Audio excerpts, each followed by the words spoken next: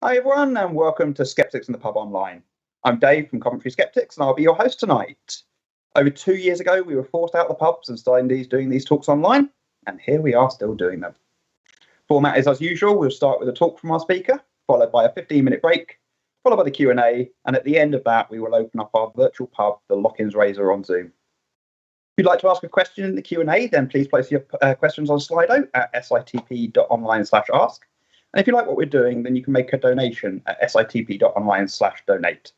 And look out for local events put on by your local skeptics groups, as we're all starting to get back up and running. Talking of live events, QED tickets go on sale at 6 p.m. UK time on Monday, which is the UK's biggest skeptical event. More details can be found at qedcom.org, or ask in the chat. I'm sure people will be happy to give you more information about what QED is all about. Tonight's speaker is Dr. Megan Crawford, talking about how science saves science. Dr. Megan Crawford is a lecturer in data science and director of the Futures and Analytics Research Hub at Edinburgh Napier University. She earned her PhD at Strathclyde University, an MSc in Behavioural and Economic Sciences from Warwick University, and BAs in Cognitive Psychology and Philosophy from Texas A&M University-Corpus Christi. Please fill the chat with virtual claps for Dr. Megan Crawford.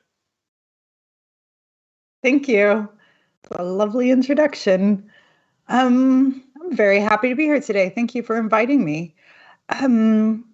So I, as a scientist, realized that I kind of have an absolute unquestioned, if you will, bias, like most of us, that science is a language we use to find the truth about our reality. And maybe that's not necessarily the case. Maybe it is the case. We really should be questioning it. But when I realized I had this bias, I started really questioning the kind of science that we practice. And what I came to find out was that, of course, not everything that we publish is 100% what we present it as. Of course, sometimes there are errors, some of them great, some of them small, some of them we find out, and some of them we don't, at least not within our lifetimes. And in doing this research, I realized that the number one effort, field, people that exposed the failures of science were other scientists.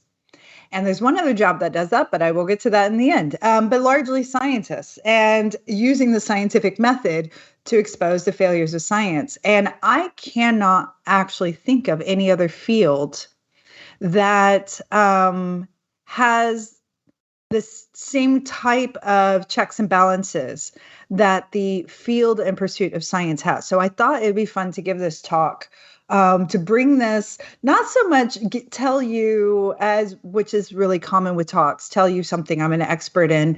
Like we come in and we tell you things, and then you ask us things based on our expertise. But I really wanted to facilitate this dialogue between us, because this is pretty contentious, and I know what my thoughts are, and you're about to hear it for the next 45 minutes. But I really like to jar your thinking as well, and see how you feel about these things, where you go with it, because as I will show over the next, 45 minutes, the very thing that helps science, the pursuit of science, the scientific method, reach these truths that we do know, and at worst that we know that we don't know, are the same efforts that help us expose the times where basically shit has hit the fan. So let's get into it. I'm just moving things around on my screen now. There we go. Screen is moved. So when we think about science and failure, I think his name is Paul Virilio, but I probably said it wrong. He's Italian. He's famous with saying the invention of the ship was also the invention of the shipwreck. And that's the case with science. The invention, the discovery, the development of science was also the invention of bad science. But it's also the invention of good science and somehow brings this checks and balances to it. So I feel the first part's going to be maybe a bit slow, so I'm going to rush through it a bit. And the last part's going to be exciting and crazy, and you're going to feel really weird about things. And that's by design, and I think that's exactly the nature of science itself. So bear with me in these first maybe 5-10 minutes, because I want to help you. I want to frame the reality around us that we don't often do unless you're like a historian of science or you are into the history of science and technology and things like that, that we really realize how incredibly young it is, our ability to even articulate our reality in a way that communicates to everyone else, that takes on this assumption of capital T truth as opposed to little t truths. So this is an assumption that, it's not an assumption. We pretty much are confident that Homo sapiens, our species, started about 300,000 years ago. We had a few migrations. The assumption is largely out of the continent of Africa that we know of it now, which is, yes, different. I'm not an anthropologist, but what I'm saying is we had a few great migrations. What I'm getting to is the New World migration. And that takes us to about 10,000 BC, right up to this. It's a little tiny space. So we zoom in at about 10,000 BC. And this is where we first start seeing that we have access to. This is what's important. This is what we have access to at the time. Who the heck knows what's going to be discovered tomorrow? In fact, I almost changed the talk today because something was just recently discovered and it's blowing everybody's minds. And it's because of, weirdly enough, receding coastal lines as opposed to intruding coastal lines, which goes with all sorts of climate change. So we start seeing the first written history of maths and astronomy around India and Egypt and Mesopotamia. And then that's where we start seeing the very first written written truths that feed into what we now call mathematics, what feeds into what we call astronomy now, medical practices, things like that. That started around 3000 BC. And then really took off in that last 1500 BC. So if we zoom into that little space there, 1000 BC, we start seeing around Greece and India, again, explosions, albeit over hundreds of years. In the grand scheme of things, we would call this an explosion of sciences. Because once whether you are in the camp of we have discovered maths, or we have developed maths. Once that was established, that became the language we use to understand the universe. Every single scientific pursuit reduces to maths one way or another. Please put your questions in the comments. Please, happy to talk about these because I'm about to cover a whole bunch of topics that could be talks within and of themselves. And like I said, I'm going to kind of gloss over this thing. Right around 300 BC, we get the Hippocratic Oath. This is highlighted because this is about the only thing in writing that we are aware of in all of science and maths that has been unchanged. Maths change all the time. Physics change all the time. Chemistry, rules, laws change all the time. Hippocratic Oath sort of underpins one path, a scientific pursuit, which is we usually ascribe that to or prescribe that to medicine, but it's the only one that hasn't basically changed, which I find really powerful. And I always love talks about how and why over thousands of years we still feel this need to be morally protective to each other. But this is where we see heliocentric solar system concepts start being written down and recorded. We've got Aristotle in that time. And then we hit common time, what we call CE, right? Persia explosion. Again, over hundreds of years, but we call it an explosion of scientific knowledge and technology because we start getting optics, we start getting theories of motion and machines of motion. And then we hit the last 500 years, let's see. And this is when we start thinking in modern times and contemporary times as an explosion.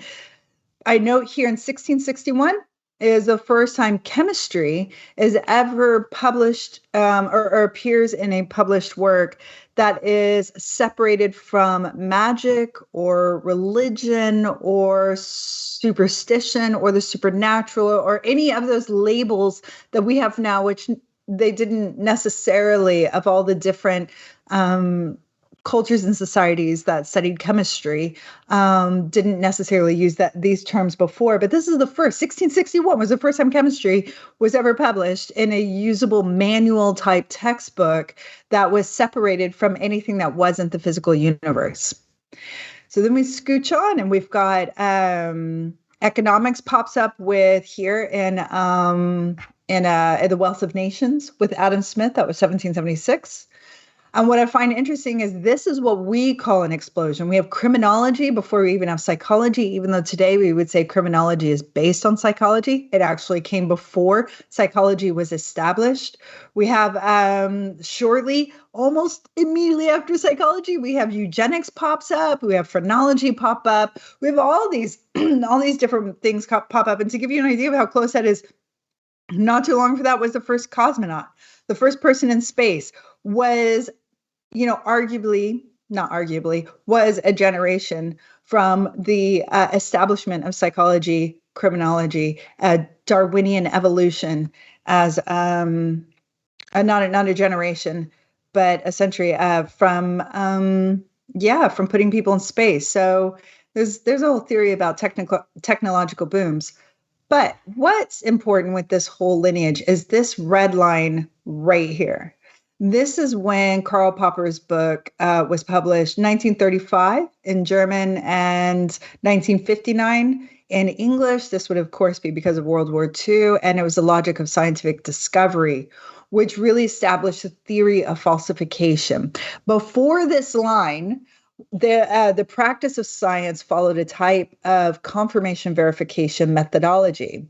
Popperian brought in falsification. This is what, in Kuhn's words, a true paradigm shift. Nearly everybody uses that phrase wrong. That's okay. It's so powerful and fun. Let everybody use it wrong, but it's wrong. Paradigm shift means we changed our language, we changed the way we view the world, we change our morals, our ethics, our values. Like literally, even the same language that was used before finds new meaning, and you cannot connect in a logical path what came before and after this shift. So instead of what came before, which was using inductive reasoning with evidence in order to prove a reality, falsification considers the body of scientific knowledge not so much true, but rather not yet disproved. And that's the science we live in right now. We live in an asymmetric relationship with science where we can never prove, only disprove.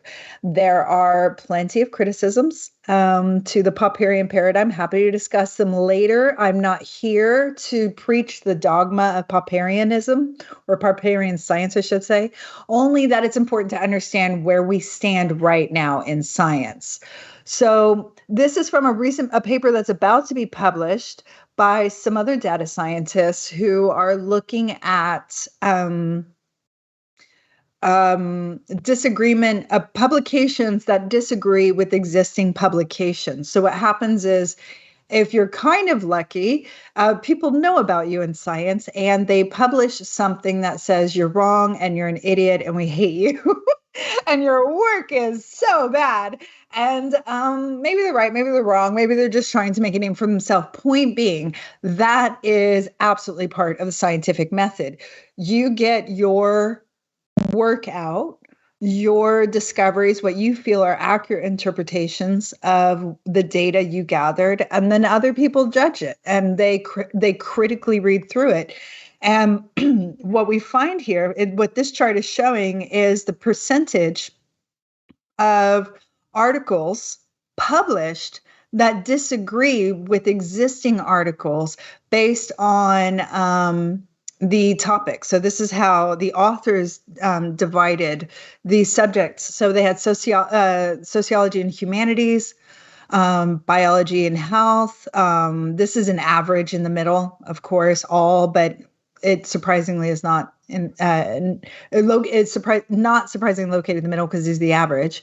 Life sciences and earth sciences, physics and engineering, and then mathematics and computation. And what we find is that as we move from the oldest practices in science, as we established with the timeline, or hopefully that I established on the timeline I just showed you, mathematics being the earliest written, recorded that we have found scientific writing, to the youngest, which would be psychology, sociology, the humanities that exist now. We also find that there seems to be a very real correlation. I mean, this is also mathematically supported, that the younger we get, the more arguing and countering opinions, and these are expert opinions and scientific opinions that come out published in all the journals. And this makes sense. The key here is that there is disagreement at all. Scientists have a kind of culture of collective distrust. This is basically what science is motivated by. We like to think it's truth, and it is. Pursuit of truth is absolutely one motivation. The reason why that's a motivation is because, taking on the Popperian perspective, we don't really just trust whatever's in front of our face. We want to capital K know. We want to know what's going on, whether we can or not. So we just keep trying to know. So what happens is someone like me pops up 6 years ago, gives a talk about the greatest failures in science, and then comes back and says, I would like to take you on that journey of scientific failures, but in the other side of it, which is how we even know they're failures. Because nearly every, and I'll bring up the nearly qualification there later, but nearly every scientific failure we know, if not every, is because other scientists have said, oh, that's great, you said that. I don't totally trust you until we have more validation, greater robustness. These are all words that exist post-Popperian science, if you will. So that's what I'm going to talk with you today. I'm going to talk about some of the failures I spoke about before and tell you how we found out there were failures, and then the entire system of reality and science that brings us there. So with science, there are failures, and failures can come from either the scientists themselves or the application of the scientific method. Accidents almost always come from the scientists themselves. I'm just going to go on record and say it comes from the scientists themselves. So we've got things like penicillin. A scientist or just a curious person forgot to close a jar. Thought, hey, I see growth happening here later. Maybe thought they were making a heart medication for cardiovascular, and instead they made an erectile performing drug that does beautiful for penises. But that happens a lot. That happens a lot because we can't think of every possible scenario when we start doing it, even when we have what we think is all the chemistry. There's always surprises. And then capitalism takes over and says penises are more important than hearts. But believe it or not, the research that went into Viagra was still extremely valuable, still is extremely valuable for cardiovascular diseases, and is one of the number one research studies or research efforts for modern day cardiovascular medicine. And then you have morbid curiosity, because that's part of our species. We have morbid curiosity. You should bring in another speaker someday for talking why we have morbid curiosity.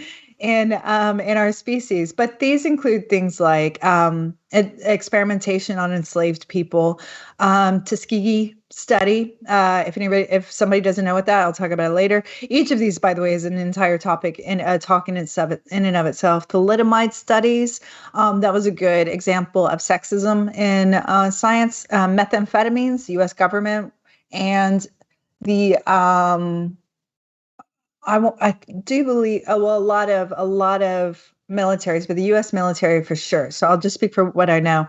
Lots of meth and amphetamine studies to keep their soldiers alive, or awake, not alive, but awake. And then, of course, there's an entire talk I give on the Guantanamo Bay tortures, which were headed by psychologists. So that's dark. I'm not going to talk about any of those. I just want to let you know that's generally how I see the failures in science coming together is human versus methodological failure, accidents, and morbid curiosity. So let's get into the failures. I'm going to give you some examples because I think they are some of the most fun examples possible. And more importantly, they're examples. I'm going to go from the oldest one I could pick up lots of information on to the newest one that just hit my desk this morning. I did a screenshot of it because I thought, y'all might like it. So this is Pilton Man. Some of you guys are definitely going to know this person, also known as Dawson's Dawn Man, because of course, he named it after himself. So, and let's note the year 1912. Remember, Popperian science, which was the science of falsification, came around the 1940s, around World War II. Before that was the science of confirmation. If we find it, if we test it, and we're looking for it, and the results support what we're looking for, therefore true. This is how you get things like hysterectomies being the wandering uterus and all sorts of crazy stuff. Or hysteria, not hysterectomy, hysteria. So Pilton Man was, quote unquote, discovered in a gravel pit. I mean, bones were discovered in a gravel pit in Pilton, England in 1912 by Mr. Charles Dawson, who was a lawyer, a geologist, and what some texts refer to as an amateur antiquarian, though I think that's probably accurate. It doesn't seem like much of an insult, which is why he was out there digging for bones. One of the reasons, at least. And then Dr. Arthur Woodward, who was a paleontologist, and they found human remains alongside other animal fossils and stone tools. It was a legitimate, exciting discovery. And by even today, even 110 years later, it's still considered a legitimate, exciting discovery. Hang on. So what happened, though, was, if my screen works, Charles Dawson decided that he wanted to, well, actually, we have no idea what Charles Dawson did. Recent forensic and pathological is another name for it. A number of sciences came together over the last 100 years to figure out who was responsible for the absolute failure of the entire scientific community that was aware of Pilton Man, for never discovering that it was a complete fabrication. First of all, it was part orangutan and part human, and they were put together with putty. Science failed to conclusively debunk all the changes that Charles Dawson made to this Frankenstein fossil for more than 40 years. It wasn't until the 50s. And notice that's right after Popper publishes both of his texts, and that's a span of 20 years of that publication, maybe 15 years. This was done by, and what happened was Dr. Oakley Dr. Oakley and Dr. Weiner, or Viner, probably Dr. Viner and Dr. LaGrosse Clark, They were excited about this. I think Pilton Man was stored at one of the universities because they always are. Usually it's Cambridge or Oxford, and that's fine. That makes sense. They have um, the means for protecting a lot of artifacts.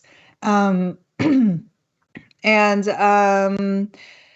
Dr. Oakley wanted to test for fluoride because science begets technology begets science. I mean, science begets knowledge. Knowledge begets technology. Technology begets more knowledge, more tech, so the ability. So we understood what fluoride was, and then we had just reached the stage in our evolution to understand fluoride testing as a means for age. So Dr. Oakley wanted to test it for fluoride using science.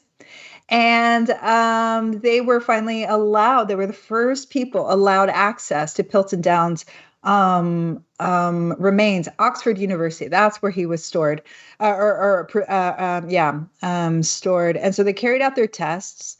And that's when they realized the cranium appeared to belong to one, but maybe two humans. They were about 50,000 years old. So fascinating in that sense. But the jawbone absolutely belonged to a modern day orangutan. And that's what was very strange. And they were like, okay, so we have issues here. So we still have definitely one, maybe two people that are still, tens of thousands of years old and the tools involved. But this may not be the missing link because you have to, this is not something we really speak about very much anymore. But in my childhood in the 80s, missing link was like the solid thing we were all looking for and the joke. And it was the same thing with science as well. We're looking for the missing link. So Pilton Man had been promoted as that. Well, what had happened was Dawson, we assume, like I said, just recently they're come to find out, and it zeroed in not so much Arthur Smith being in on the scheme, if you will, but Charles Dawson possibly alone, and then just selling his story to Arthur Smith, and Arthur Smith being the scientist vouching for it. So the teeth had been filed down, and some of them had fallen apart and been glued back together, and pieces of the skull had been glued back together and reconstructed, and the orangutan mandible kind of cracked, so that had been glued back together. So the whole thing. And so I do believe the teeth were human and the jaw was orangutan, and they had all been puttied together in various ways, and all of this had gone unchecked. It was just, this is the way, this is how it looks.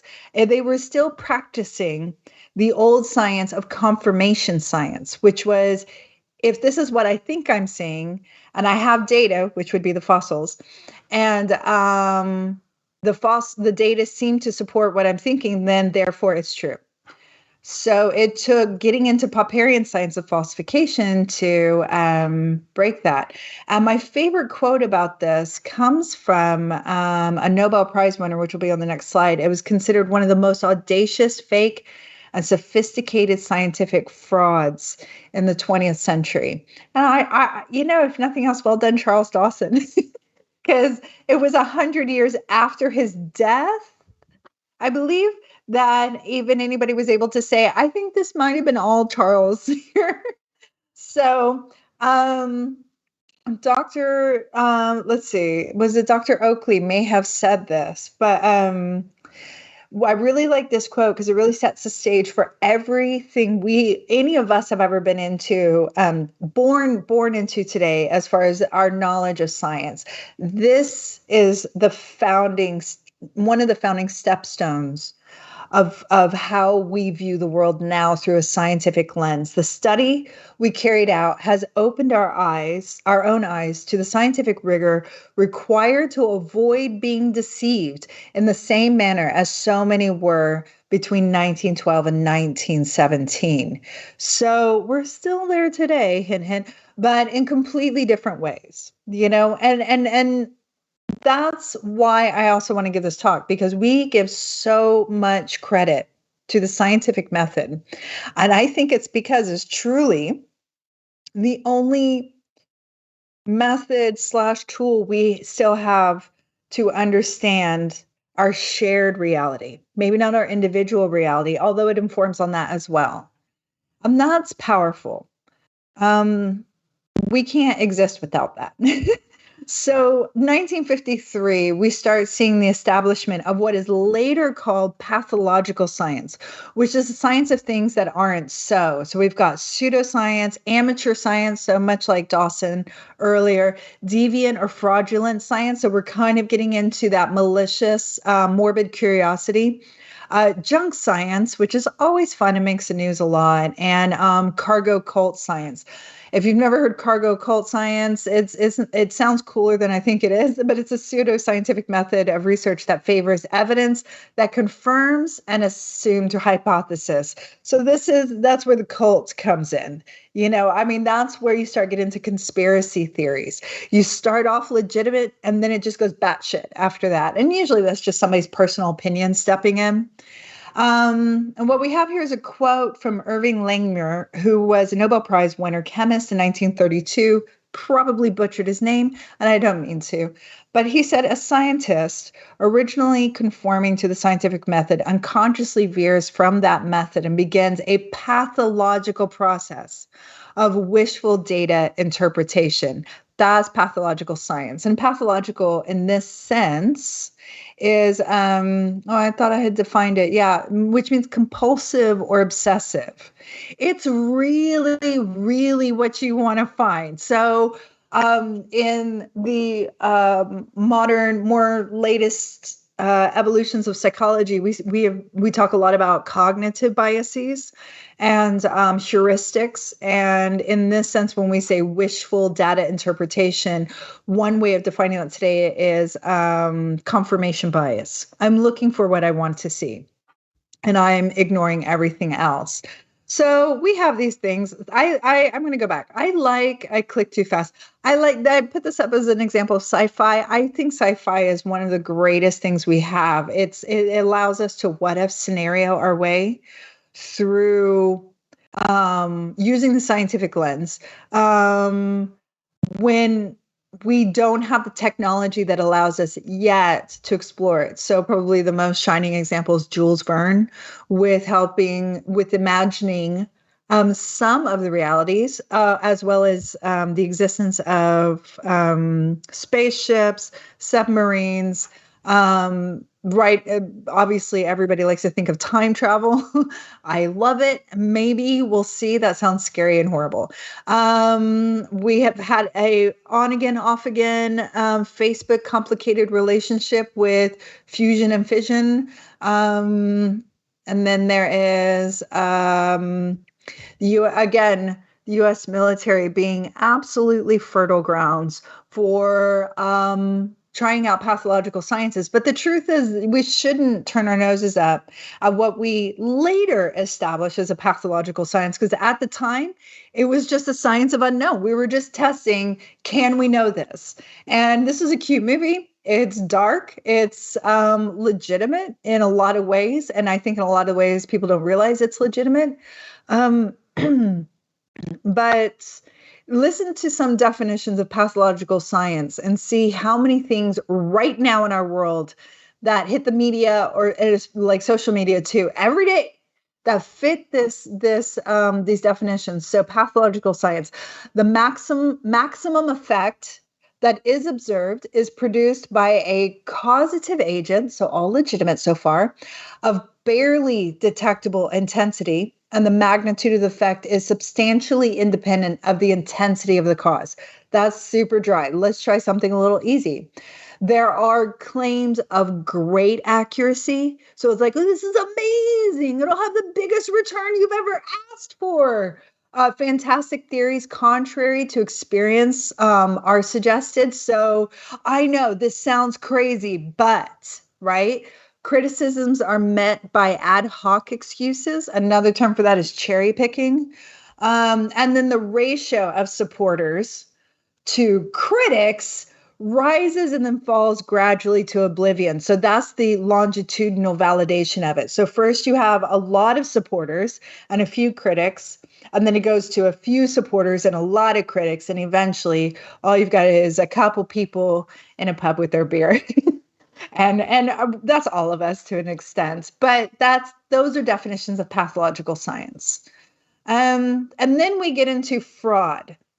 Now, fraud goes into failures of the scientist as opposed to the science.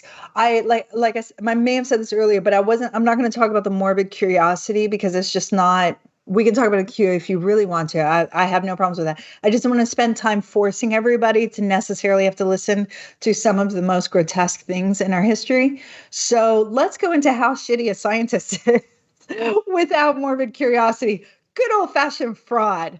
So this is the study that catalyzed my interest into understanding not only the path of science that I practice now, the research I conduct 24/7 pretty much, but also realizing that there's nobody out there greater than the other scientists to help expose scientists, because we're pretty much all the time trying to expose any frauds we come around, even if we don't know they're frauds. So the study was all about changing people's mind. And this had to do with Proposition 8 in California. So Prop 8 was a state constitutional amendment to ban same-sex marriage that passed with a 52% majority in 2008 and was repealed in 2013. This bolstered an absolute assload of studies at all levels, in all disciplines, because it was California. And even in 2008, California was still considered the liberal capital of the stupid world. That's the way they thought of it, but certainly the US, if you don't look at Hawaii. So the fact that they passed a heterosexual normative marriage law only kind of blew everybody away. And I'm not going to get into voting legitimacy behind that, like maybe only conservatives vote kind of idea, but it was repealed. What was that? 2013. That's 5 years later. There were works to repeal it before it was even voted in. So so this guy came around, Michael LaCour was one of many, many budding scientists who said, this is what I want to look at. I want to look at how we went from all the narratives saying, yeah, the votes, there's no way Prop 8 is going to pass. The majority of the people are pro freedom for marriage. No, the majority of the people who voted are not. So he wanted to look at what happened, what changed their minds, and what changes people's minds at a fundamental level. Adults, specifically, we're talking about adults. So he secured his PhD candidacy at UCLA, and his hypothesis was active contact has the potential to both reduce hostility toward outgroups and to change attitudes on divisive issues. So he's building on existing theory, the in-group, out-groups theory. And he went about by first doing an online survey to canvass the neighborhood. So first he had to find out where the existing opinions were, geographically speaking. And then he used that to then go door to door, ask everybody, basically, what's your opinion? And use a very specific method that he had designed with his supervisor that was more of a conversational method to see if human connection, in a sense, will change people's minds. So he paid every participant $10 for participating in that first face-to-face door knocking after he surveyed the city to find geographical opinions by neighborhood, because he was basically, I think, using voting districting lines, because that's how everybody voted. Basically, if you were a conservative district, you went conservative. There were no surprises there. So he paid them $10 to start with. So it was about £8. $2 if they referred somebody else to the study. So they were using like a snowball method, which is pretty much what every field experiment is. We can talk about the COVID researcher I did later. Nearly every COVID researcher out there that was measuring people that wasn't medically involved did snowball method, just like this. And then he added the creme de la creme, which was a follow-up survey to see if they change their opinions, did they preserve that opinion change? And if they didn't change their opinions, was there like a sleeper effect, which is a legitimate thing that our brains function with? And did they change their mind later? So he added this longitudinal element, which is like one of the gold standards of psychology and human measurement. And so he paid them $5 for follow-up. In 2008 terms, in 2022 terms, that's a lot of money, $10 for the first shot. I mean, you're going to get a lot of people volunteering. And that's the assumption, right? That was a lot of money. 50 questions. He asked them in the survey to concern gay marriage. So this is very common in psychological research. This is very common in economic research. What you do is if you don't want your participants to know what you're trying to measure because you want to try and avoid certain noise from certain performance bias, you ask a whole bunch of questions and they all ask about different things. So people can't quite pinpoint. It's not necessarily deception and that you're not lying to them. You're just trying to find out what their raw opinion is about things. I guarantee you the other 48 questions were also important things that they were measuring because we don't go out and, well, ethically, we're not really allowed to collect data that we're not going to then analyze and report somewhere. So often you get several researchers together that will put all their questions into one because that's a huge survey. That's just monstrous. And then they run with their own questions and everybody was able to get a non-performance bias, low performance bias response. That takes a lot of manpower to get, or person power to get people out into the field, knocking on doors across California, even across one neighborhood of one city is absolutely monstrous. So he went to the leadership lab at the LA LGBT Center in LA, and he hired a bunch of canvassers, trained them how to canvass, how to do the survey, and then they went out. His sample size was an astronomical 9,507 people completed this study. That is unheard of. And it was like people were absolutely shitting themselves excited about this. So the results he found were that when voters talked to straight canvassers, so the canvassers identified themselves, that was part of the training. They identified their sexual orientation, if you will. The voters changed their opinions. So the entire thing was to see, can we get people to agree with same-sex marriage, with marriage equality is what we call it now. At the time, they called it same-sex marriage. So everybody was basically going for the same thing. So we're looking at voters who didn't agree or were on the fence, right? And they found if they talked to straight canvassers, they changed their opinion. But it only lasted for a couple weeks. So when they did the follow-up, those people had kind of gone back to their old opinion. And the follow-up was 6 months later. So that's a long enough time to have a lot of influences of the media, your family members, all that kind of stuff. But when the voters talked to non-straight canvassers, their opinions changed. They changed. Oh, I'm sorry. The follow-up was a year later. So it was 12 months, not 6 months. Their opinions stayed changed. And check this out. These are the numbers he reported. For those voters, the numbers before the canvass talked to them, 47% of the voters supported gay marriage. Immediately after the canvassing, it jumped 6 points higher. And then a year later, it increased even more. So it had this compounding effect where it was 62% of those who did change their mind continued to preserve that longitudinal thing. So another way of saying it was short-term opinion change had a positive 15% for gay marriage. I'm using the language at the time, and I really should update these slides because now it's more accurately referred to as marriage equality. But long-term was also 15% of an increase overall. So this got everybody excited. This ended up in Science. This study got published so freaking fast, but it was well written too. If you read the study, as far as like scientific writing goes, they nailed it.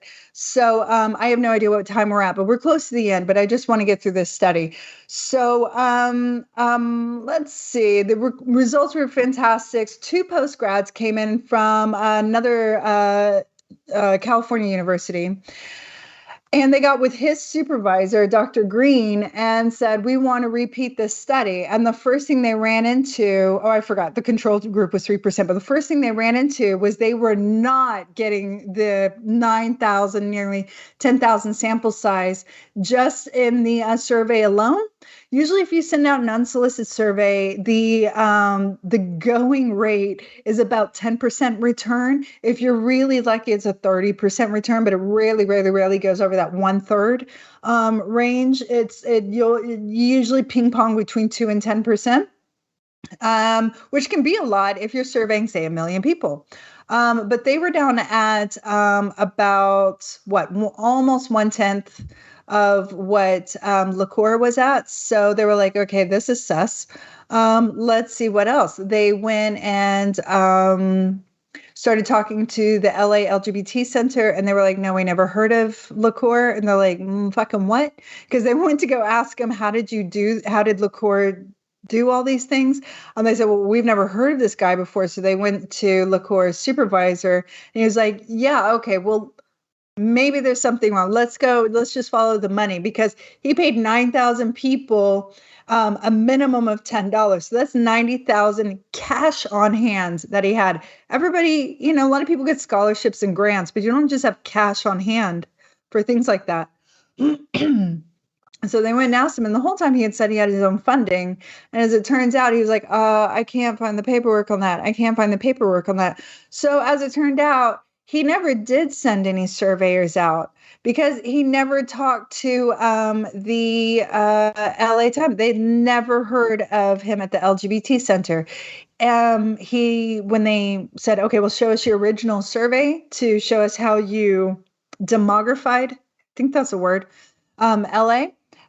He never did send out a survey. He never did have the funding. Obviously, the questions he delivered and the paper, he has all the files for having developed these, never sent them out. And in the end, that means he never surveyed anybody. The best guess is that he started. It was really difficult, as it happens. You feel very pressured as a PhD, and instead of trying to find another way, he just fabricated everything, which means there was no short-term opinion change. There was no long-term opinion change. So, of course, there was no control group, and that means there was no PhD. And even to this day, Michael LaCour only speaks through an attorney.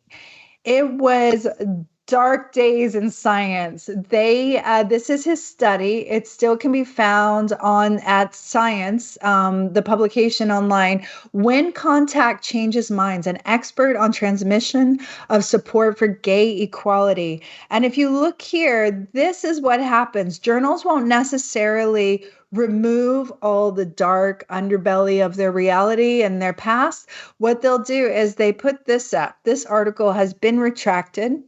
It'll give you a link, an active link, and the date to when it was retracted. And if you notice up here, it was published December 2014. He started that research in 2014, claimed to have done all that work in less than a year, wrote it up with his supervisor who just kept taking Donald Green this is his supervisor, who believed him because this guy, Michael, was out. And that's what you do as a PhD. You work by yourself and you lose your mind and you pull your hair out and you develop some level of addiction or alcoholism or something. And then you become a doctor.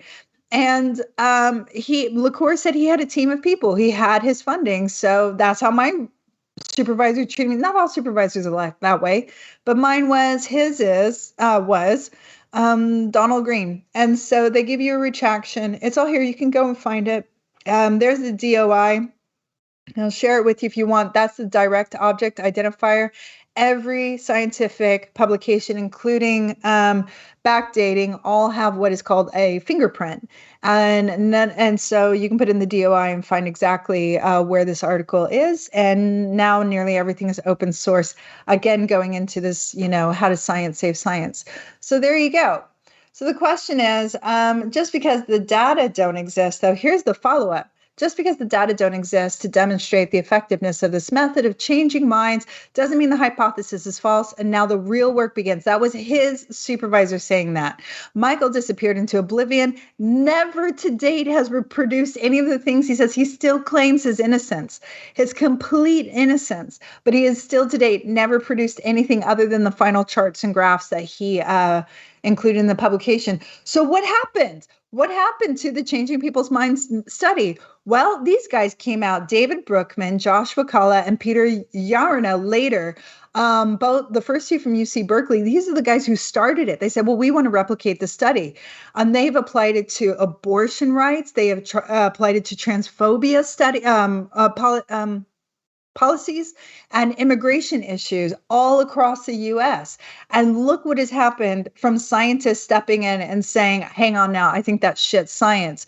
They built from that. 2015, their study irregularities in liqueur. So they first took time to systematically point out all the things that they never say wrong, they just say irregular or illogical. And then they took the best parts of what liqueur said might work, which we all believed. Obviously, we wanted to believe this, that you can just talk to someone and you can change their mind. I mean, how many of us have had a really good conversation like that? And they modified the methods and then went through for the last 10 years,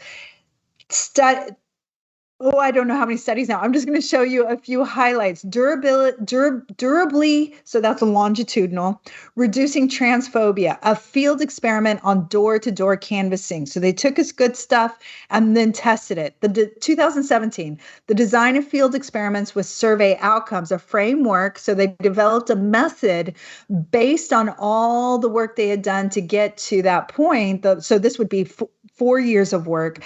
So they designed a method, a framework for selecting more efficient, robust, and ethical designs. 2018, the minimal persuasive effect. So what's the least you have to do for a campaign contact in general elections, looking at 49 field experiments. So they went full blown. 2020, reducing exclusionary attitudes through interpersonal conversations. So this was one of the methods they found through their more than 49 field experiments. These are the ones that were published in efforts in the method they created for greater efficiency, robustness, and ethicalness based on liqueur's original idea of door-to-door canvassing. Again, 3 field experiments with that. And then 2021, that was the last one I saw when I made these slides, which narrative strategies. So now they're looking at different narrative strategies. Who says what, when to whom, because it's not the same for everybody. So look at all this science that has come out from scientists saying this was bad science. I'm so used to talking in front of people, so this is where I get like feedback. So I'm just blah. I'll just be loud. So what do we have? Who saves science? Well,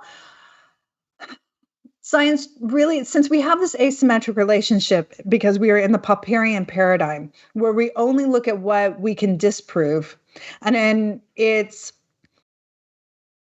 reasonably assumed to have some level of existence until we can disprove it otherwise.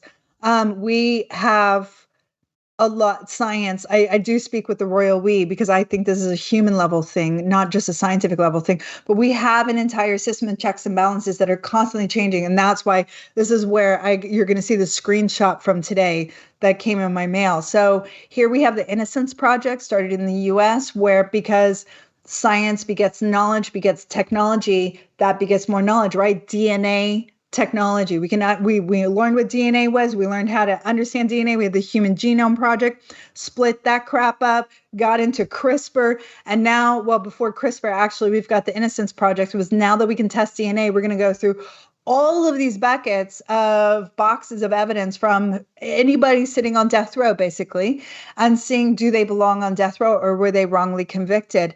At the time when I made these slides, Dallas County, in where Dallas, Texas is, was the #1 county to have the most people who had been wrongly convicted, exposed and ultimately freed due to the Innocence Project, not necessarily because Dallas had wrongly convicted the most people, but because they kept the best records So the records are still there to test the DNA. And then we have Open Science Framework, OSF, and they have an entire reproducibility project specifically in the field of psychology. And Open Science Framework is where we create these dashboards. These are all the names of contributors. It keeps going. I think I'm on this as well. It has its own DOI just for, let me go back. Just for the project. Oh my God, I went backward too far. Let's do this. My computer's like having issues thinking, we'll make it. And they've got their own wiki and stuff. They put the data there. They've got the files. Anything they run, they put there, and it's there. And the idea of OSF is it's there for life. You can put your things on a moratorium, if you will, but it's for open publications, both pre-publication, and if you never get it published, it's there for anybody to look. This was global. The reproducibility project is still going. And then this is what came across my email today. I'm going to read it to you, but I tried to do some highlights. So this is from the Judgment and Decision Making Society. They're going to be doing a virtual journal on transparency, reproducibility, and generalizability. This happens all the time. This has just happened to come through my desk today. We've got virtual special issue is looking at, they want studies involving any of the following topics, plus they leave themselves open for topics they haven't thought about.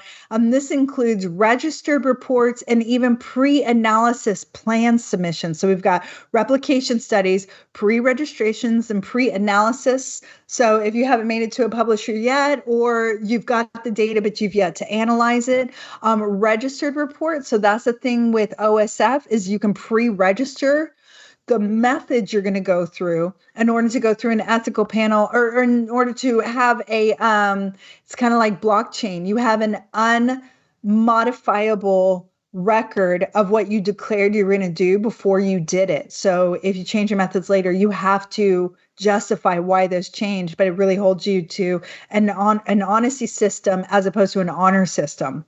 Systematic reviews and meta-analysis. This is another one of those gold standards in science where you compare all the existing studies in the field on this one topic and see how they all line up together. I think it's one of the sexiest things I've seen with quantitative data, at least. Collaborative and multi-lab studies, which is pretty much how any lab functions anyway. Studies attempting to validate previous findings and then some.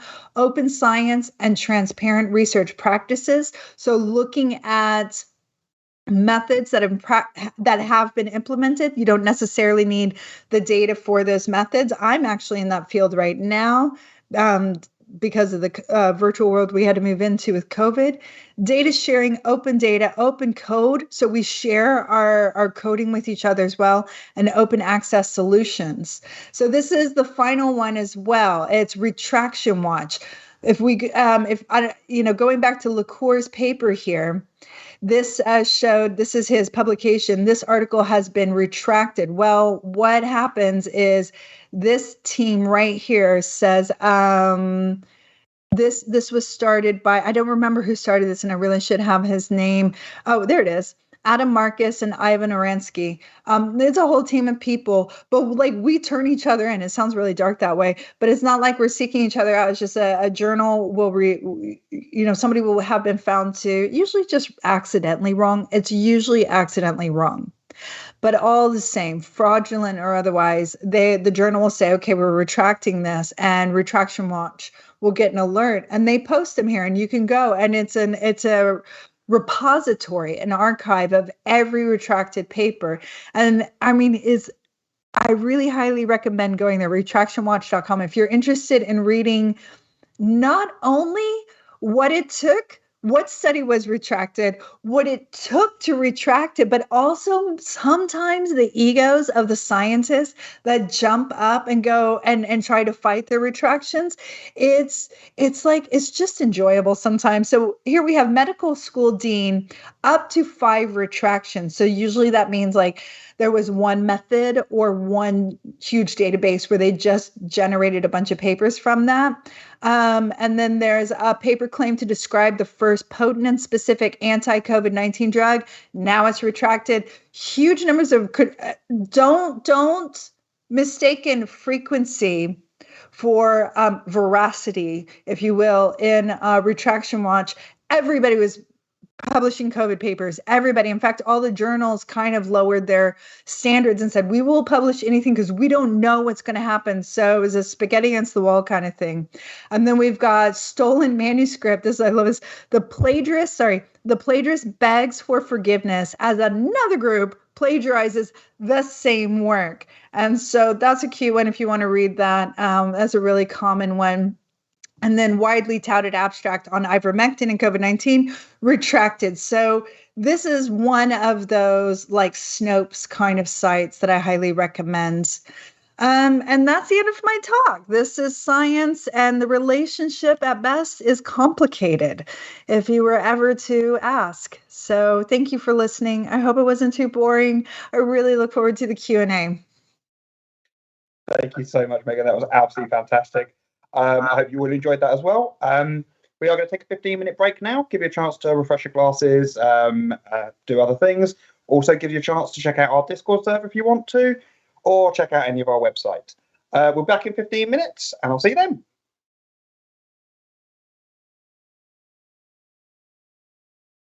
Hi, everybody, and welcome back. I hope you had a nice break there, and we will come back with our Q&A from Dr. Megan Crawford. So, first of all, Megan had something that she felt that she wanted to mention that wasn't mentioned during the talk. So I'm going to hand back over to Megan to let her talk about that. Yes, it's really fast. What I failed to say, I said this at the last talk, but my whole spiel about how scientists and the scientific method and the pursuit of science are probably the greatest tool we have and the greatest method we have right now to help expose fraudulent, bad, or accidental science. The other area, the other sector, the other field that also does it is investigative journalism. Really, it's not politics. They kill science. It's not capitalism. It kills science. Money helps. Like, don't get me wrong, money helps, but capitalism doesn't. It's investigative journalists. They are the only other field that I have ever run into that say, hang on now, wait a minute. And so I forgot to say that, and I really wanted y'all to know that. And we've had a couple of fantastic investigative journalists talk for us, and absolutely you can see the rigor that goes into their work and how, it really is science-based. So we will start with the actual Q&A now. So the first question comes from Kat, who asks, what do you think is more damaging to the public trust of science? Accidental bad science or out-and-out fraud? I think... and I do believe the data back me up on this. I think fraud is far more damaging than accidental, because fraud involves several levels of active support, an entire support system that is actively aiming for the same fraudulent goal. You know, whether it's your research assistants and your entire team, or it's your colleagues supporting you. I have a lot of examples of that, but I don't necessarily have all the names accurate, so I don't want to give them. But like, for example, there is one historian. I believe she was a historian at NYU, and she's still there, and she's head of the department. And she was brought on. She's very intelligent, and her work is quite legitimate. Used to be quite legitimate, and she used a lot of pull to get all of her colleagues who agree with her way of telling history and historical facts of their field, historical knowledge of their field, into editorial positions at the journals, into teaching positions at her university and other universities, and influential teaching positions.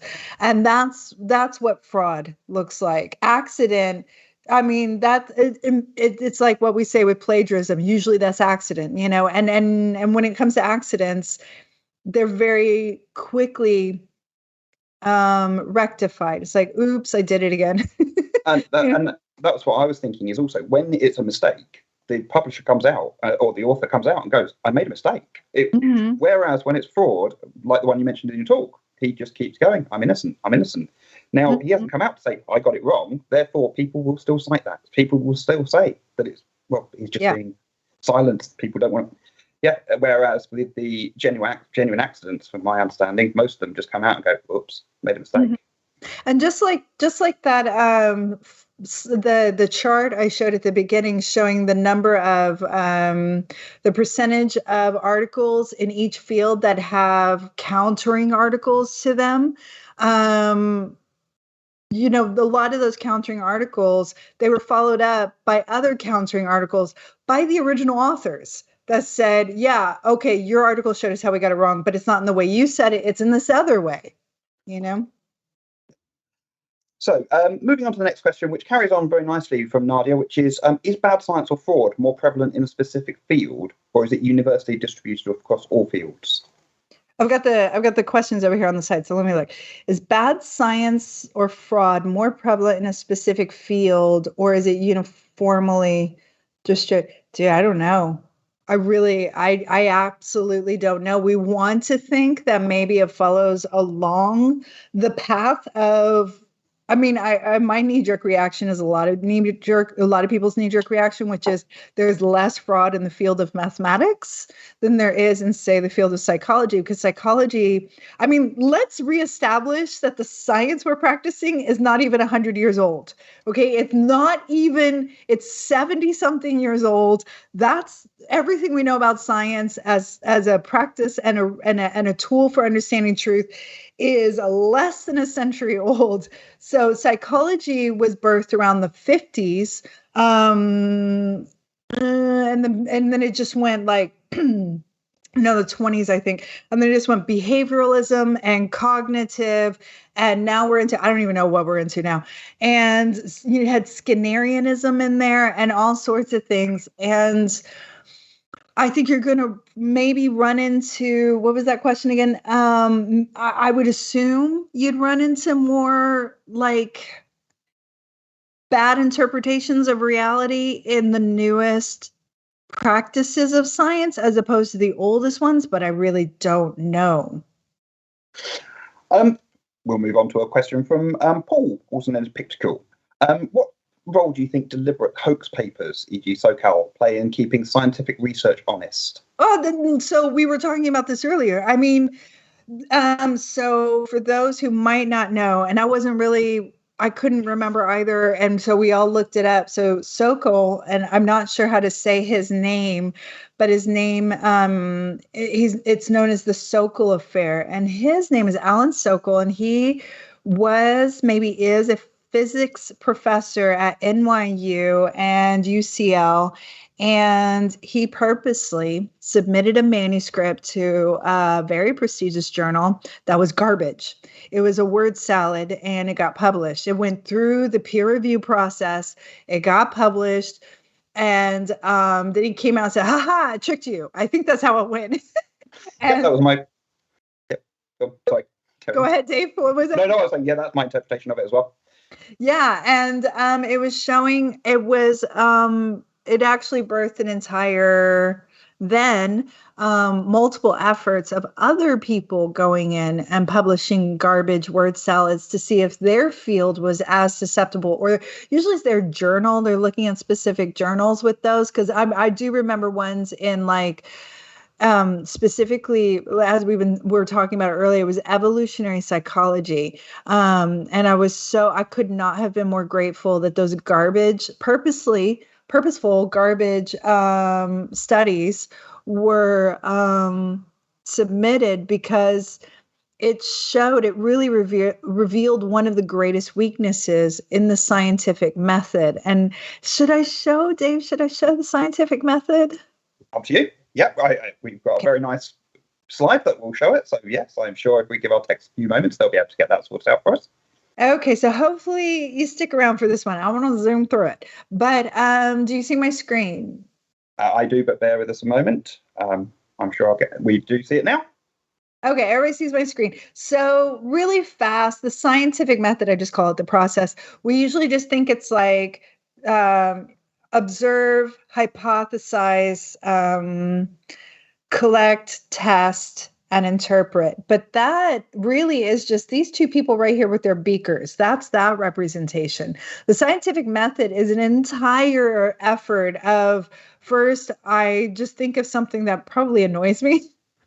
Often with the cases, and then you go through, do you ask your friends, you ask your colleagues, you go through ethics approval, which is a whole circular method in and of itself, back and forth ethics. Then you maybe, once then you finally get to test it, you come all the way around, blah, blah, blah, blah, blah, blah, blah, blah, blah. And right here, you've got this peer review method, which is you submit your manuscript to a journal. The journal then gives it to, now they have kind of like a machine learning thing doing this, but they pick up your keywords, they send it to the editor of the many editors they have that hopefully hit within your range of keywords, so they'll know a little more of what you're talking about. But again, this is very, like, there's a lot of noise in the process, but that's why you try to submit to the right journal, first of all, because if you don't submit to the right journal, the keywords won't come up and they reject you right away anyway. So lost process. But then that editor decides which other people in your field that they're going to contact and ask to review. And you have a minimum of 2, and I've heard of up to 10. And it's not always the first 2 they ask. I mean, sometimes we're busy or we're on holiday or, whatever, maternity leave. And so they just keep sending out the shout out till they get a minimum of 2 reviewers. And then those reviewers, sometimes they'll look for 5 because some people won't review. And then it's like, okay, we got at least 3 back. We're going to send those reviews to the author of what they think. No, I'm going to go on record and say no manuscript is accepted unedited by any journal. That's just not possible. Not even the what was it? The so-called one was accepted unedited, by the way. Although I will actually quickly mention that Dr. Grimbeard has just popped in the chat that so-called actually tried multiple times and most journals rejected his spoof paper. He kept going until he found one with poor enough peer review to prove that it could be done. I didn't know that in advance, so thank you for that, Dr. Grimbeard. That is brilliant. And and when it comes to journals, what we have are ranked journals from 4-star to, let's go with 0. But you want, your job kind of depends on how high the journal is ranked, where your stuff is. So it is very common. You start at the highest one. You think you're going to get in. So you don't want to waste too much of your own time if you think it's like just a simple study. But you start at the highest one. You go through every rejection you feel you're worthy of getting. If you're going to get them, then you go to the next one. And often, unfortunately, I say 0 because the worst journals out there are the predatory ones. Because like any market, remember how I said capitalism doesn't help science? Any market that's out there becomes a black market at some point, and there are predatory journals, and they'll take you for whatever. So there you go. This is what I wanted to show about scientific methods. You have you can go around this like reviewers sending back suggestions, and then you send back your edits. That can go. I've personally heard up to 4 times. After that point, I think somebody just leaves. Somebody gives up. Yeah. So what was I can't remember the question, but I hope that it was just about what role did you think to play in keeping science research honest? So so-called expose this part right here. The reviewers exposing that maybe we're really freaking tired, or we don't care, or, we don't know what we're talking about, or we were the wrong reviewer assigned by the editor, and when I say wrong, it's not even by the editor. Sometimes, and this is a big issue, sometimes editors will contact the leader in the field or the person known in their field. And then that person will give it to their postgrads, their master's and PhD students to do the reviews. So that's what those I wouldn't even call them frauds. I would call them scientific methods in and of themselves, exposing the failures of the scientific method. Do an experiment to see what they can get away with. Mm-hmm. And they published it. They should. And they published it, yes. We'll move on to a question now from Nadia, which asks, is academic pressure and funding preferences one of the main reasons for bad science? And how can this situation be improved? It's academic pressure and funding preferences. It's the publish or perish type thing, isn't it? Yes. So publish or perish means you publish at least the minimum required in your academic job, or you get fired. And my job's set on that too. And it just, like any other job, depends on how much your boss is going to push this on you. But publish or perish. I absolutely believe that. I believe that some people want prestige, and prestige brings money. Who wants prestige without money? I don't know. Maybe they exist. I've never met them. If you've heard of them, let me know. But I'm thinking of like the Jordan Petersons of the world, legitimate, educated, I have I think I have one more degree than Jordan Peterson. I'm just throwing that one out there. But like, you have to have multiple degrees, right, to get to this point. And it was pretty clear, at some point, some of these people just want to be cult leaders. That's prestige. His money skyrocketed. And there's a direct correlation between that, as the money raised and the doo-doo that was coming out of his mouth. And I can't think of a single person out there who got prestige and not money and was like pushing the cult mentality of bad science. I think a lot of people now, if we go to the more, say, less malicious side of bad science, which are people who want to keep their jobs and they're desperate for it. And we write these proposals. We have to get money. Publish or perish. The precursor to that is funding or perish. So you have to get, I remember, to give you an idea of what it means to funding or perish, we got a grant. It was $12 million. It was from the U.S. Department of Defense. It was a 4-year study. I was talking with my supervisor at the last university. We still talk. We're very close. And he said, well, when was the last time you filled out a grant application? And I said, I don't need one. I have a research job. And it's like, even if we suck at it, it's 4 years and I get a full income. And on my CV, I get to put that I was part of a $12 million funded project. And he goes, yeah, but that's 2 years old. You need to keep showing that you're getting funding for something, even if it's for the same project. And that was an eye-opener.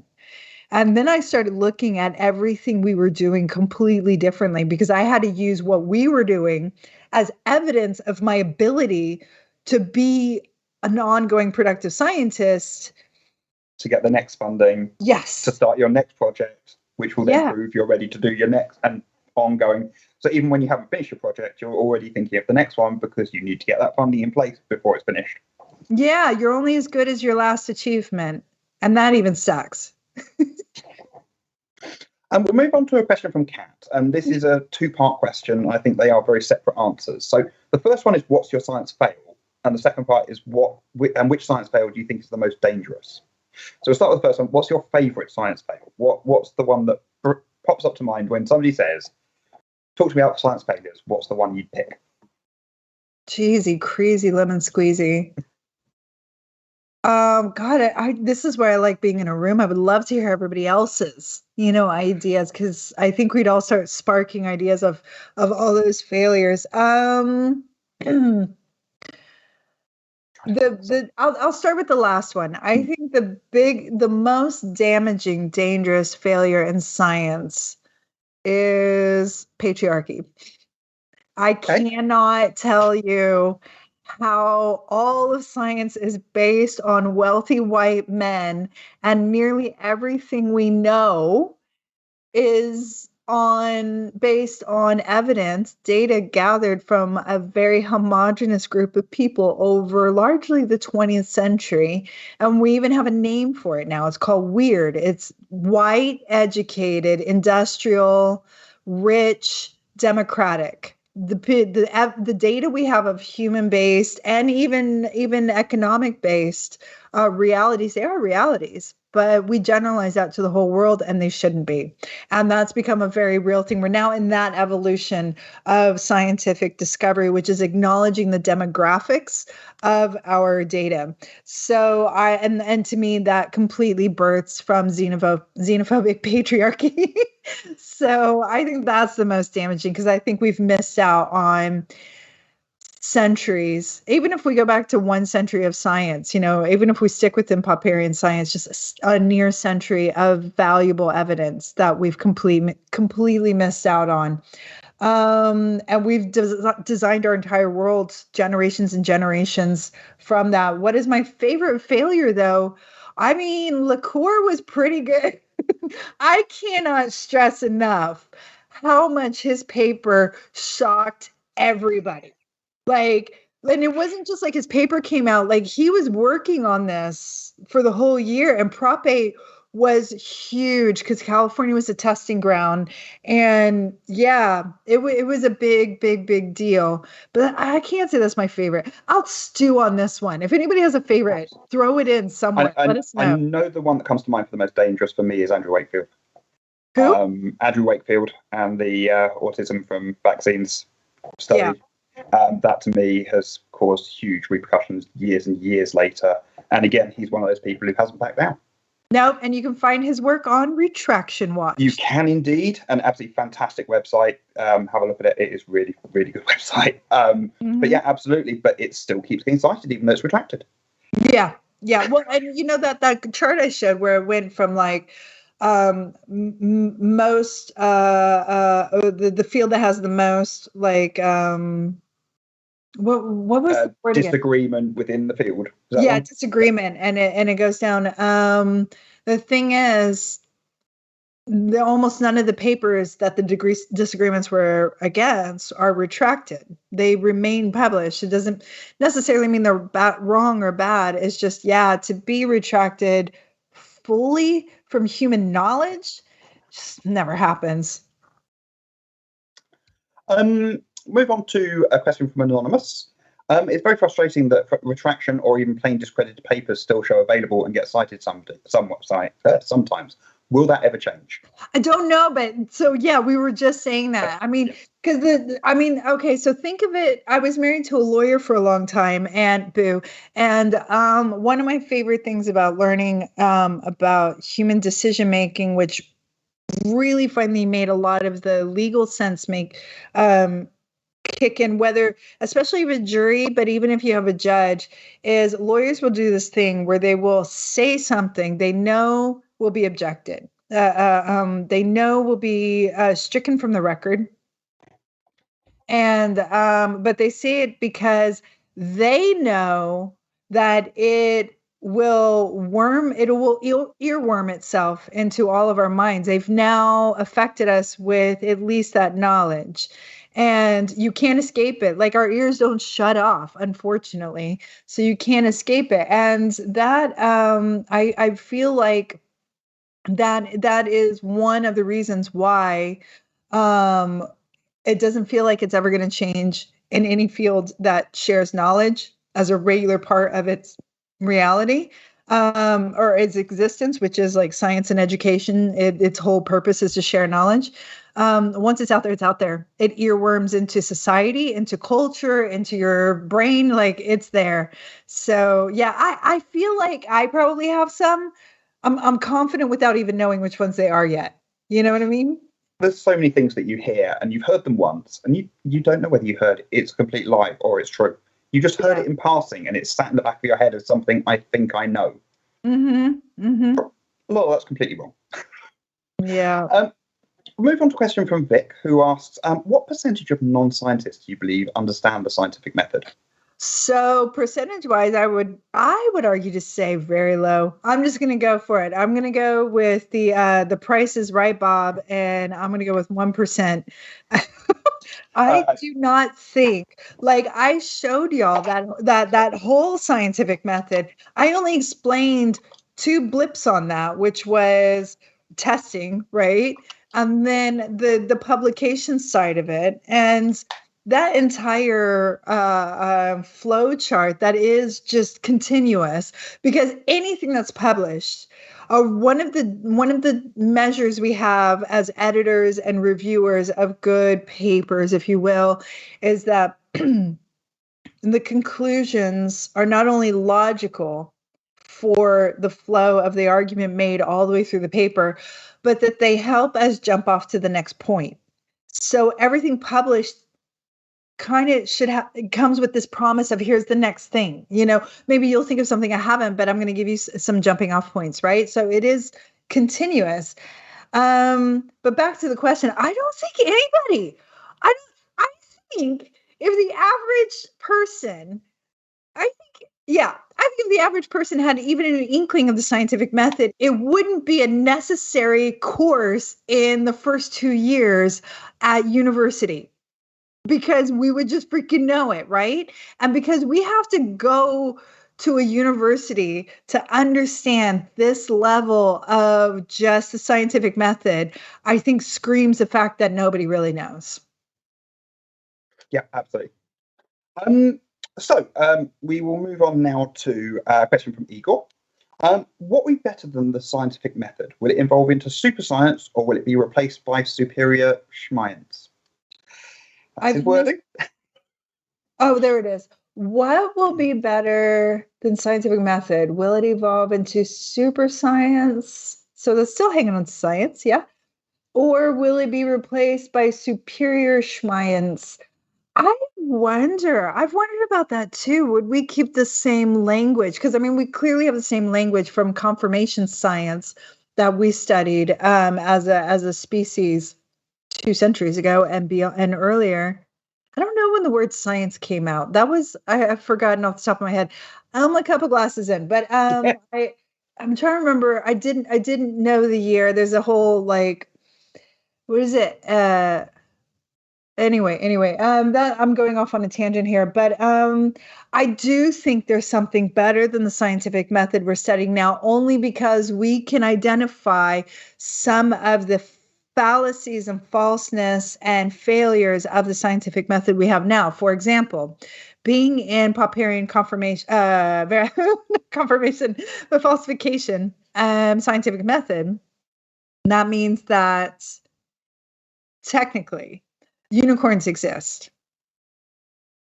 And unicorns exist with as much likelihood as both of my children existed before I made them. You know what I mean? Yeah.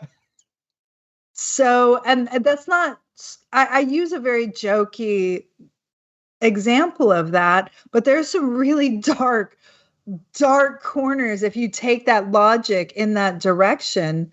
And because we have all basically, I'd say 99% of us agree that unicorns never did exist and do not exist now, then we all can agree, we all feel we can agree that that's a failure of the Popperian scientific method. But a hard Popperianum would be like, yeah, unicorn, sure, And that is one of the reasons why most, if not all, most of the scientists I know are truly actually agnostic or agnostic atheists, because we all understand that if you want to measure something that is non-physical, we don't have the tools for it. So we can't say with any accuracy that it does not exist. And even the question of what existence is up for grabs. Yeah, I'm not even going to go near that one. Right? That's way outside of my knowledge base. Having had you say some words there, I'm going to read the next question but not answer it, which is, how many times can Dave and Megan repeat a certain phrase without stumbling? The answer is, we tested this in the break and I get to 0 before I fail. So I am not going to try and do that because I don't want to embarrass myself any further. I mean, if Megan wants to try, it's up to her. Okay, let's see. So it's Popperian paradigm. That's the one. Okay. So I've got the rosy wine cheeks. Let's make this happen. Popperian paradigm, Popperian paradigm, Popperian paradigm, Popperian paradigm, Popperian paradigm, Popperian paradigm, Popperian paradigm, Popperian paradigm. There you go. I got that part. That is way better than I did. As we saw in the break, I can't say it once. I wasn't counting. I've avoided it. I hope somebody was counting. I want that data. I am sure one of our listeners will have some lovely numbers for you there. We will now move on to something we'll see if I can pronounce it. We'll see. Question from Igor. Assuming we will not destroy ourselves very soon, do you think humanity will ever achieve some sort of scientific singularity? I love the singularity argument. I love that. It's one of those things that makes me want to go back, as a white man, largely, to a lot of points in history to find out if that also was the unspoken undercurrent of what we call enlightened times, if you will. But when certain civilizations reached the time where they could start thinking beyond just survival, they started exploring maths and physics and love and all these things that take us beyond just the needs. I wondered, when did we truly? We can point out when we started articulating the concept of singularity, and everybody has their own take on that. And again, taking it back to sci-fi, absolutely brilliant what ifs throughout there. But what singularity? I mean, we want to think one is one, but it's not. And I just read a paper by a friend's dad. It was 1 + 1 is 3, and he has a crater on the moon named after him. And this guy is just like one of those, like, I want to think he's smart, but I'm also like, maybe he's smart. But his paper is just, it makes you question everything you know.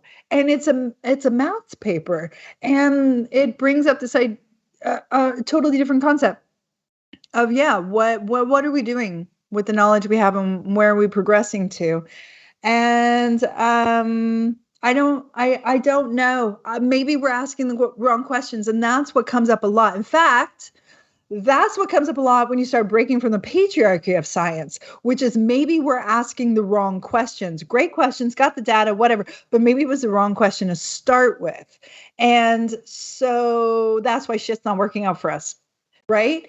And so I don't even know if the way we've conceptualized science and its motivations, the way we've conceptualized singularity, is even the right way to go about it. But I don't know. So I can't say. The other part of that I do want to say is I love that we, as a species, for 300,000 years, at least as far back in the writing as we can go, and in every religion that we can follow, that we have records of, have some sort of concept of the end times or near. And I don't know why. I don't know why, as individuals and as like a collective, we keep thinking we're close to the end. And the Christians are really fucking great for that. They do that well. Everybody is excited that they're going to be alive for the end times, it seems like. By the way, that was like 100% of my life for ages. I'm not saying like, I can talk about it, because I was. But I do have an intimate knowledge of the Bible. And I don't know why we do that. I don't think we're near the end. I don't. I think the plague was more damaging to us than our threat of nuclear weapons. I could be wrong. If I'm wrong, we won't be here to know. So I was going to say, I hope you're right, because so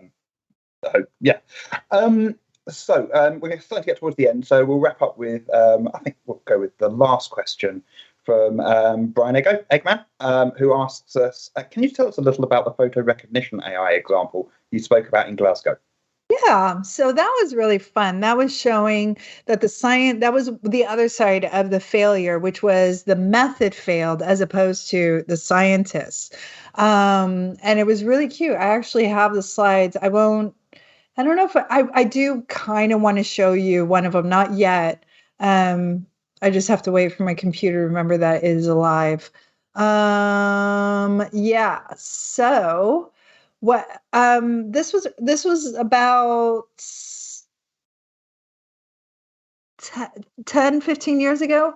And the US military, like many at the time, but they have all the money and they can waste a lot of money on failed efforts, which is why it is so important for governments to back scientific pursuits, because they're the only ones with the capital and the resources to fail. People like you and me just can't. We're a make or break from second to second, right? Yep. So AM is coming out, and the way it goes is Afghanistan war was going on, and this was a problem that nearly everybody anywhere in an occupied territory or in a territory that's attempting to be occupied deals with, which is, think about, they're out in the middle of the desert in Afghanistan, and they purposely put their bases in really, really empty spaces so they can see everybody coming. If you go to the Pentagon and you look at pictures of the Pentagon from like when it was first built, it was completely surrounded by trees. I haven't been alive when the Pentagon has been surrounded by trees because they wanted a clear vision. They realized that, oh, maybe we don't want to give places for people to hide. The movie Eon Flux actually goes into this, and that was pretty cool. I highly recommend, if you're not totally grossed out by the movie, watch it again, about when they're attacking is it the Citadel? I can't remember. Watch it. Okay, it's the same concept of like clear view, right? So they put their bases, they build them and the walls, and they fortify them. And so if you're looking above on the map, you've got the base, and they try to limit the entrance. So usually it's just one gate on one side, one entrance and one another. They have these long roads that go out forever. I probably should have done the roads on the side, but I'm gonna do it here. I already built my mental map. So they'll have a truck coming towards one of the gates, or a vehicle coming, usually it's a truck, and it's driving, and they've got the soldiers on the manning the thing and the cameras. But more often than not, it's left to the individual to decide if that's friend or foe.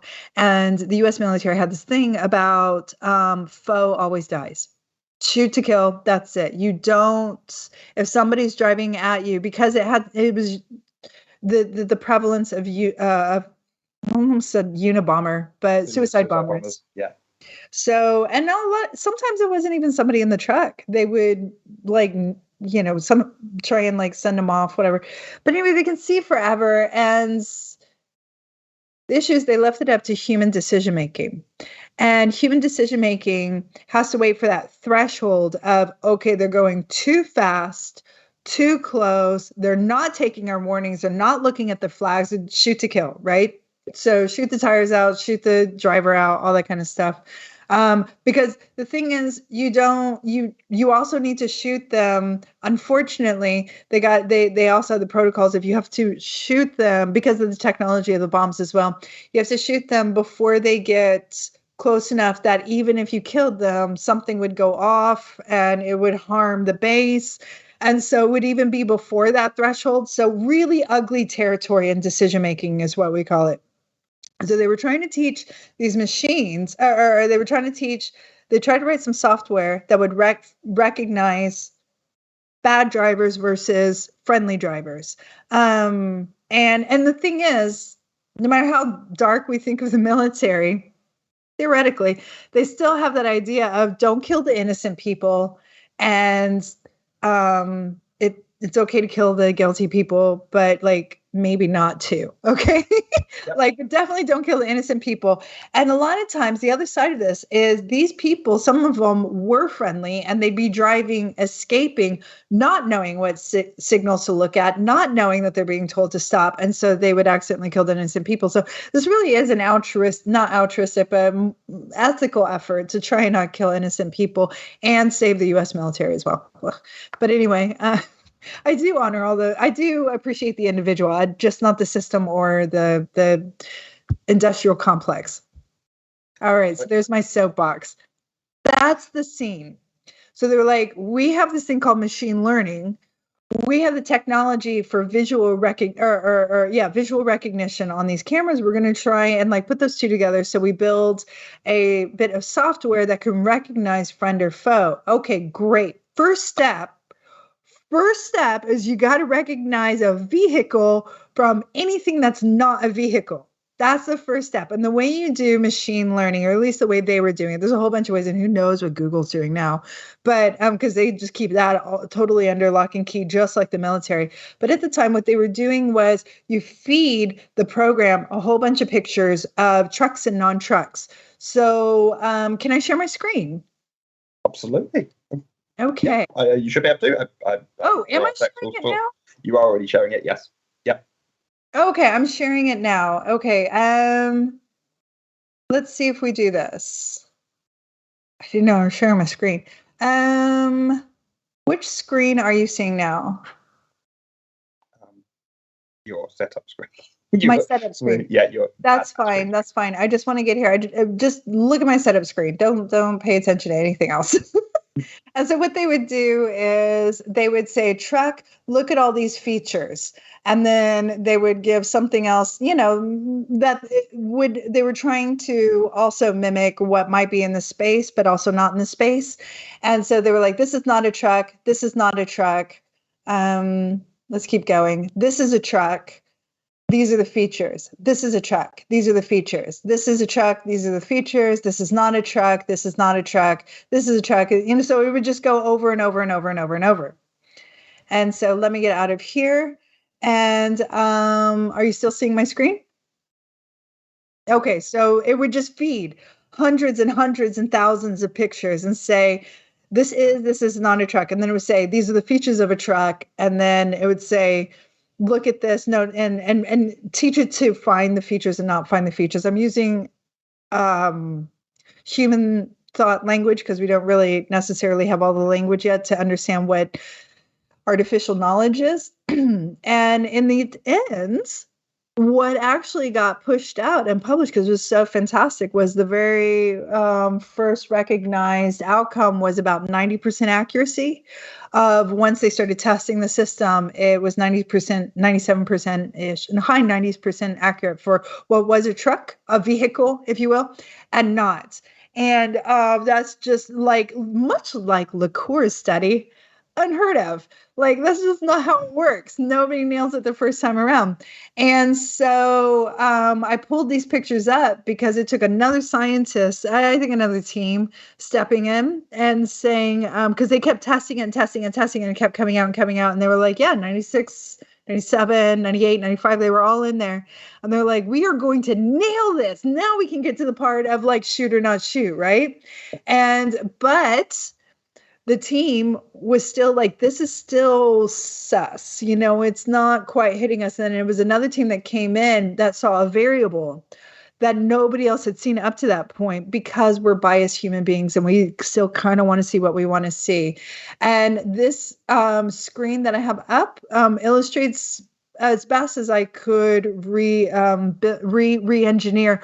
What they did was they accidentally used only real truck pictures to train for trucks. And then anytime you're training machine learning and you need to know this variable and everything that's not this variable, the other category is always going to be by default bigger than the variable that you're trying to teach. And that meant that they had a lot more variety and noise that they could bring in. And one of the things they accidentally did with the truck side of the variable was they only showed pictures, real pictures, much like this soldier with the truck at the gate, real pictures. And they were all at night because it's military and they're taking pictures of the shit at night. So what the machine learning was picking up was dark pictures versus light pictures.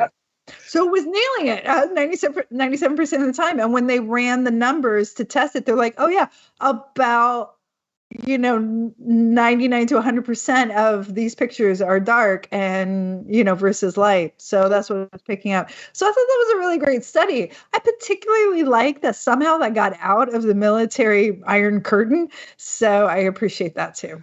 I was quite surprised to see the toy truck not on the truck size, because surely that still has the same shapes and angles as the truck. It still has the two wheels in the wrap. Surprised it didn't get caught as a truck, which obviously it wasn't dark, which is why it didn't pick up the toy truck as a truck. Right. Well, there's a line in a movie from years ago. No, I don't remember what movie it is, but it was legitimate. We sat around because I actively decided not to work for the military. That was everybody where I grow up works for the military. And a lot of scientists in my position end up working for the military. And I probably would if I had stayed. But it was in a movie. And that's why I put the kids with the ice cream, because it was like, how can you teach? If we barely understand how cognition works and how human minds work, how can we create a system that can separate a child or an innocent person holding random objects versus somebody holding a threatening object like a gun or a knife, And it had to do with, mounted automatic weaponry and stuff. And the truth was, nobody had an answer for that. The other thing that came to my mind with that is they were trying to detect threats coming towards the base. Surely a human being can detect a lorry. It's whether or not it's a threat that's more of an issue than is it a lorry. Well, see, first you have to teach it to know what's coming at you. And you got to think when you're programming, you're starting with a tabula rasa. There's nothing there. And this program and software will only know what you tell it. So you would literally have to teach it but you have to tell it everything. And the machine learning part is the magic part, because that's when it starts making connections that you don't have to tell it to make. You just told it the rules to then make those connections. Mm-hmm. Well, absolutely fantastic talk. Thank you so much. Brilliant Q&A. Absolutely loved it. I've seen some lovely comments in the chat, so seems like everybody's enjoyed it. We are going to be opening up the Lock-ins Razor, our virtual pub, in a few minutes' time. We will also have a talk in 2 weeks' time, which is The Sunny Sides and Dark Sides of Being a Skeptic by Claire Klingenberg. So hopefully we'll see you all in a couple of weeks. And good night. Thank you so much.